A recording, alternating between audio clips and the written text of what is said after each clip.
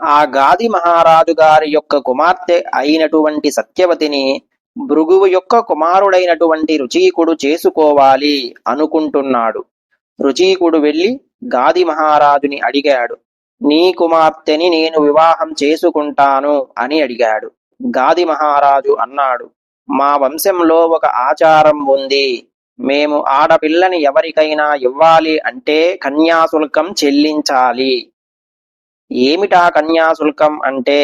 ధనం కాదు, ఒళ్ళంతా చంద్రకాంతి ఎలా ఉంటుందో అటువంటి తెల్లగా ఉన్నటువంటి 1000 గుర్రములను, ఒక్క చెవి మాత్రమే నల్ల కలువ ఎలా ఉంటుందో అటువంటి కాంతితో నల్లగా ఉండాలి ఒక చెవి.